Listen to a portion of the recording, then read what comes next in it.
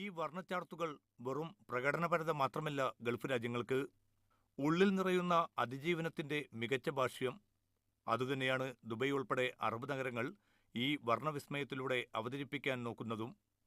യമനും സിറിയയും ഉൾപ്പെടെ മിക്ക അറബ് രാജ്യങ്ങളിലും സംഘർഷത്തിന് പൊടുന്നനെ അറുതി കൈവരുമെന്ന് ആരും കരുതുന്നില്ല. എങ്കിലും യുഎന്നും അന്താരാഷ്ട്ര സമൂഹവും കുറെ കൂടി ഉണർവോടെ രംഗത്ത് വന്നതിനാൽ സിറിയയിലും മറ്റും വെടിനിർത്തൽ ധാരണ രൂപപ്പെട്ടത് നല്ല ലക്ഷണം തന്നെയാണ്.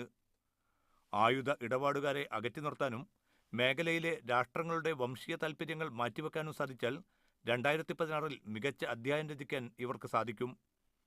ഇറാനും ഗൾഫ് രാജ്യങ്ങളും തിരിച്ചറിവ് വീണ്ടെടുക്കുകയേ വേണ്ടൂ. അതോടെ മികച്ച അവസരങ്ങളാവും തുറക്കപ്പെടുക. എണ്ണവില തകർച്ചയുടെ ഭാവി പ്രത്യാഘാതങ്ങളെ മറികടക്കാൻ സാധിക്കുമെന്ന് തന്നെയാണ് സൗദി ഉൾപ്പെടെ പ്രധാന ഉൽപ്പാദക രാജ്യങ്ങളുടെ വിലയിരുത്തൽ. മറ്റ് മേഖലകളിലേക്ക് എണ്ണയില്ലെങ്കിൽ തന്നെയും അവർക്ക് പുതിയ വ്യവസായങ്ങൾ തുടങ്ങുന്നതിന് വേണ്ടിയിട്ടും അതിനുള്ള ഫണ്ട് അലൊക്കേഷനും കണ്ടെത്തും എന്ന് പറഞ്ഞതുകൊണ്ട് നമുക്ക് വളർച്ച ഉണ്ടാകുമെന്നും അതുപോലെ തന്നെ പ്രതീക്ഷാ നിർഭരമാണെന്ന് വേണമെങ്കിൽ പറയാം 2016. വൈകിയാണെങ്കിലും ദുബൈ മാതൃകയിൽ സാമ്പത്തിക മേഖലയിലെ വൈവിധ്യവൽക്കരണം ഗൾഫ് രാജ്യങ്ങൾ ഏറ്റെടുക്കുകയാണ്. UAE തന്നെയാണ് ഇവിടെയും മറ്റുള്ളവർക്ക് മാതൃക.